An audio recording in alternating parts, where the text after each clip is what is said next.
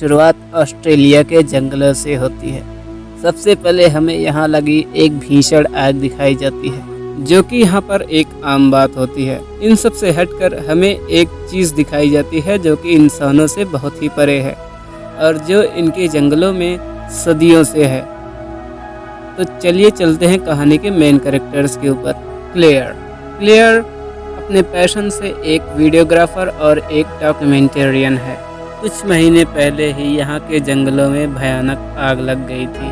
बहुत ही ज़्यादा तबाही हुई थी। कहते हैं कि 100 से भी ज़्यादा जानवरों की नस्ल खतरे में है। क्लेयर के साथ हमें दिखाई जाती है ग्रेस, जो कि एक जूलॉजिस्ट है। क्लेयर भी वीडियो रिकॉर्ड कर रही है और ग्रेस भी। इन दोनों का मानना था कि हम किसी एक जानवर की नस्ल को बचाने में कामयाब हो जाएंगे तो ये बहुत बड़ी बात होगी। शुरुआत में ग्रेस ये ही जानकारी दे रही थी, कई किस्म के जानवरों के बारे में भी बताती है। कुछ देर बाद वहाँ आता है बैन नाम का एक लड़का। वो भी जानवरों पर अपनी एक रिसर्च कर रहा था। वो ये तीनों जाने वाले थे ऑस्ट्रेलिया के इन जंगलों में, वो भी काफी दूर। इनके पास मशीनें थी, वो इनसे काफी कुछ पता कर सकते थे कि कौन कौन से जानवर की नस्ल खतरे में है। जाने से पहले क्लेयर इन सब से कहती है, ये काम बहुत ही रिस्की है। अगर कहीं पर भी तुम दोनों बोरिंग फील करो तो मुझे बता देना, मैं जाऊंगी। बैन और ग्रेस एक दूसरे को पहले से ही जानते थे। क्लेयर वही थी, उसे ना ग्रेस के बारे में मालूम था, ना ही बैन के बारे में, और ना ही वो कोई जूलॉजिस्ट थी। बस ये काम ही इन्हें एक साथ लाया था। इन्होंने इस रिसर्च की परमिशन पहले से ही ले रखी। जाने से पहले क्लेयर यहाँ के फॉरेस्ट ऑफिसर से भी मिलती और उससे कुछ सवाल जवाब भी करती है। ऑफिसर का नाम मैट था। मैट कहता है, हम लोग हर रोज एक नई मुसीबत का सामना करते। कभी यहाँ आग लग जाती है तो कभी जानवरों का शिकार हो जाता है विदाउट परमिशन के। शिकारी जानवरों का भी खतरा है। पर ये क्लेयर से कहता है, तुम जैसे लोग भी हमें यहाँ आकर तंग करते रहते हो। ये सब मैट मजाक में कहता है, इसलिए क्लेयर और उसके साथी बुरा नहीं मान रहे। अब ये अपना सफर शुरू करते हैं। जंगल में गाड़ी के लिए एक रास्ता। जंगल में नेटवर्क नहीं होता है, इसलिए इनसे संपर्क करने के लिए इनके पास केवल एक रेडियो होगा। अगर कोई दिक्कत होती है तो ये लोग सिर्फ फॉरेस्ट ऑफिसर से ही संपर्क कर सकेंगे। ये फॉरेस्ट ऑफिसर की जिम्मेदारी होगी, क्योंकि जंगल में कुछ भी हो सकता है। चलते चलते इन तीनों की कुछ बातें होती। सभी लोग अपना अपना काम बताते हैं। ग्रेस का काम था वो किसी जानवर की नस्ल को बचाना। क्लेयर कहती है, जब मैंने इस तबाही के बारे में सुना तो मैं इसके लिए कुछ अच्छा करना चाहती, जिससे मासूम जानवरों का भला हो। और बैन के आने का मकसद ही कुछ अलग था। वो कहता है कि यहाँ पर बहुत से जानवर हैं जो कि अभी खोजे नहीं गए। मेरी एक ख्वाहिश है, मैं किसी जानवर को खोजूं और उसे अपना नाम दूं। बैन और ग्रेस जानवर के बारे में बहुत कुछ जानते थे, इसलिए क्लेयर उनसे बीच बीच में इंटरव्यू ले रही थी। जानवरों पर नजर रखने के लिए क्लेयर और ग्रेस पेड़ों पर कुछ एडवांस कैमरे लगा देती है, जो कि बॉडी हीट को डिटेक्ट करे। रात भी ये लोग इसी जंगल में बिताने वाले थे। यह किसी जगह अपना कैंप सेट करते। यहाँ से सीन शिफ्ट होता है शिकारी पर। रात के समय वो एक हिरन का शिकार करता है। शिकारी के पास एक कुत्ता भी। शिकारी अपने शिकार को पकाकर खाने लगा, लेकिन थोड़ी देर बाद उसे एक अजीब सी आवाज सुनाई दी। यह आदमी इस जंगल को बहुत ही अच्छे से जानता था। आवाज इसे बहुत ही अनजान लगी, इसलिए इसने अपनी बंदूक उठाई। ये आसपास देखने लगा और इतने में ही इसका कुत्ता भी कहीं गायब हो जाता है। देखते देखते ये शिकारी किसी जानवर का भी शिकार हो जाता है। वो जो भी चीज थी वो इस आदमी को घसीट कर ले जाती है और सीन यही खत्म हो जाता है।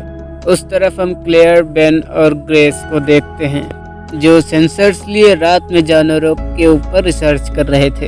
एक पल के लिए क्लेयर को हल्की सी जानवर की झलक दिखाई देती है, मगर बैन और ग्रेस उसे पहचान नहीं पाते। बाकी उन्हें आम से जानवर ही मिलते हैं, जैसे ग्वाला, बोसम और पक्षी। इसके बाद ये लोग आग जला के वहीं पर बातें करते हैं। क्लेयर जू की एक स्टोरी बताती है। उन्हें बताती है कि जानवर भी अपने पास फीलिंग्स रखते हैं, बस इन्हें समझने का टाइम लगता है। जू में किसी जानवर के ऊपर अत्याचार की वजह से उसका मन बदला और उसने डिसाइड किया कि मैं यहाँ आऊँगी। ये लोग 3 प्रकार के टेंट लगाते हैं, ग्रेस और बैन। तो ठीक थे, लेकिन क्लेयर को जानवरों की आवाज़ें बहुत ही ज़्यादा डरा रही थी, इसलिए वो ग्रेस के टेंट में आ जाती है। सुबह होते ही ये लोग निकल जाते हैं कैमरा को टेस्ट करने के लिए, जो रात को इन्होंने लगाए हुए थे। कैमरे को चेक करने पर इन्हें कुछ खास नज़र नहीं आता, इसीलिए ये लोग जंगल में और ज़्यादा आगे तक जाने का प्रयास करते हैं। रास्ते में एक पेड़ गिरा हुआ था, मगर बेन ने पूरी तैयारी के साथ आया था, इसलिए उसे अपनी आरी से काट दिया। जैसे जैसे ये लोग आगे बढ़ रहे थे, बेन को एक डर लग रहा था, वो भी अजीब सा। फिर 1 महीने पहले इन्होंने कैमरास लगाए थे, और उन कैमरास को जब ये अपने हाथ में लेते हैं तो इन्हें कंगारू की इमेज दिखाई देती है। कंगारू के ऊपर कोई चीज़ हमला कर रही थी, मगर वो चीज़ एक क्लियर नहीं दिखाई दे रही थी। ये इनके लिए चिंता की बात बन जाती है, क्योंकि ऑस्ट्रेलिया के जंगलों में इतना बड़ा शिकारी यहाँ पर नहीं है जो कंगारू का शिकार कर सके, कम से कम जंगल के इस एरिया में तो नहीं। ग्रेस एडवाइस करती है कि एक बार हमें फॉरेस्ट ऑफिसर को बताना चाहिए। बेन कहता है हो सकता है यह शिकार किसी आदमी ने किया हो। ये तीनों उस ट्री के पास भी जाते हैं जहाँ पर इनका कैमरा सेट था और उस जानवर पर हमला हुआ था। शिकार काफ़ी ऊंचाई से किया गया था और ऐसा बहुत ही कम होता है, और बेन ऑफिसर को कॉल करने के लिए मजबूर हो गया और उसने कॉल की। बेन उन्हें लोकेशन देता है और बताता है कि ये शिकारी जानवर के हमें कुछ सबूत मिले हैं। असल में बेन इस ट्रिप को इतनी जल्दी ख़त्म नहीं करना चाहता था। ऑफिसर इन्हें बचाने निकल जाता है। वहाँ उन तीनों को और कुछ सबूत मिलते हैं। उन तीनों ने देखा किसी पेड़ पर जानवरों के कुछ निशान मिले थे जो किसी जानवर से बिल्कुल मेल नहीं खाते। अगर बेन का कहना माने तो शिकार अगर किसी इंसान ने किया है तो वो बिल्कुल ही पागल होगा जो इतनी हाइट से कूदेगा। अब तो उसकी कमर भी टूट चुकी होगी। ऐसा पॉसिबल नहीं, क्योंकि ये काम किसी इंसान का नहीं था। अब इनका सामना किसी अनजान चीज से था जो कि जानवर तो नहीं था। इसीलिए ये तीनों वहां से नहीं जाते और अपने कैमरास को उस लोकेशन पर सेट करते हैं। शाम होने वाली थी। ऑफिसर को उसी शिकारी की गाड़ी मिलती है जिसे कल रात किसी चीज ने खत्म कर दिया था। वो वहां रुकता है और आसपास के इलाकों की खबर लेता है। उसे 4 व्हीलर का मालिक कहीं नहीं मिला, लेकिन जब उसे खून नजर आया तो उसे शक होने लगा। थोड़ा आगे जाने पर घसीटने के निशान थे। मैट वहां खड़ा था जो उसे शिकारी का कुत्ता नजर आया, जो काफी डरा हुआ था। जमीन पर से शिकारी गन लेते वक्त कोई चीज उस पर हमला करती है और उसे भी घसीट कर ले जाया जाता है। वहाँ बैन वीडियो रिकॉर्ड करने लगा।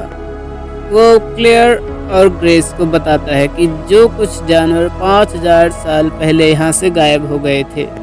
सुनने में आया है ये शिकारी जानवर लगभग इंसान जैसे ही होते हैं, इंसान जितने लंबे होते हैं।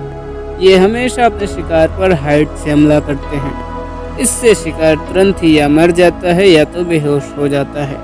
फिर ये जानवर इनकी गर्दन काट लेता है, फिर वापस पेड़ पर ले जाते हैं और उसे खा लेते हैं। इन सभी बातों से क्लेयर को डर जरूर लग रहा था, लेकिन ग्रेस उनकी बात पर हंसने लगी क्योंकि वो इसे एक मनगढ़ंत कहानी समझ रही थी। बेन कहता है कि जो जानवर खत्म हो गए, हमें ऐसा लगता है अगर हमें उनकी कोई प्रजाति मिल गई। इसी बात पर ग्रेस कहती है कि ये सैकड़ों साल पहले की बात होती। जिस जानवर की तुम बात कर रहे हो वो आज के हजारों साल पहले ही खत्म हो चुके हैं। बेन कहता है कि बार बार इस आग की वजह से उनके इकोसिस्टम पर असर पड़ा और अब उन्होंने अपना एरिया चेंज कर दिया हो। सच जानने का मत एक ही जरिया था कि ये लोग अब उसकी तलाश करें। रात को ये लोग आसपास के एरियाज को देखने लगे। वहाँ झाड़ियों में कोई चीज थी, ये लोग गौर से देखने लगे, मगर वहाँ से एक बकरी निकलती है। ये एक दूसरे पर हंसने लगे। तभी वहाँ पर बकरी पर हमला होता है। ये लोग देखने लगे। शायद बेन ने जिस जानवर का जिक्र किया था ये वही था। वो उस बकरी की गर्दन को तोड़ देता है और उसे उस पेड़ पर वापस ले जाता है। बेन और ग्रेस हैरान थे। उन्होंने एक ऐसी स्पेशी को खोज निकाला था जो कि लोगों के हिसाब से वो खत्म हो चुकी है। उन्हें चाहिए थे पुख्ता सबूत और ये लोग उस जानवर के पीछे उनकी फोटो और वीडियो रिकॉर्डिंग खींचने लगे। मगर वो अंधेरे में रहने वाला एक जानवर है, इसलिए आम कैमरास से इन्हें कुछ खास फुटेजेस नहीं मिलती है। क्लेयर जल्दी से अपना ड्रोन चलाती है और उसे रिकॉर्ड करने की कोशिश करती है, मगर अब तक तो वो जानवर जा चुका था। बेन उसका पीछा करता है और उस जानवर के पीछे चला जाता है। क्लेयर वहाँ रह जाती है, वो भी अकेली, मगर ग्रेस भी बेन के पीछे जाती है। मगर बेन को ग्रेस की आवाज़ सुनाई दी। जैसे ही वो ग्रेस की तरफ भागता है, ग्रेस एक गड्ढे में गिर चुकी थी और उसका पैर भी चोटिल हो गया था। बेन जल्दी से कुछ ढूंढने लगा ताकि वो उसे गड्ढे से निकाल सके, मगर उस जानवर ने बेन को पहले से ही अपना निशाना बना लिया था। मगर इससे पहले कि वो ग्रेस को बाहर निकालता, वो जानवर बेन के ऊपर कूद जाता है और उसे किसी पेड़ पर ले जाता है। ग्रेस ने ये सब देख लिया, उस गड्ढे में डर के बैठ जाती है।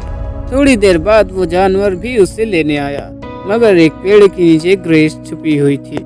वो ग्रेस को घायल कर लेता है, मगर उसे मार नहीं पाता। तभी हॉर्न बजने लगा। असल में क्लेयर वहाँ पर अकेली रह गई, इसीलिए क्लेयर वहाँ से भागने लगी। भागते भागते क्लेयर शिकारी की गाड़ी तक पहुँच गई। क्लेयर को वहाँ डॉग भी मिल गया। कुछ टाइम के लिए क्लेयर वहीं पर छुपी रही। उसने हेल्प के लिए हॉर्न बजाया, लेकिन वो जानवर भी आवाज की तरफ आकर्षित हो गया और ग्रेस को छोड़ दिया। ग्रेस किसी तरह उस गड्ढे से बाहर निकल आई। यहाँ पास में ही एक पुराना सा कैबिन था। ग्रेस वहीं चली जाती है और इधर क्लेयर गाड़ी में छुपी थी। वो महसूस कर रही थी कि वो जानवर उसके आसपास अभी भी मौजूद है। फिर वो कार से नहीं निकलती और इंतजार करती है। बेन को होश आता है। वो एक पेड़ पर था, वो भी जख्मी हालत में। नीचे उतरने की कोशिश करता है और वो गिर जाता है, जिससे उसकी टांग भी टूट जाती है।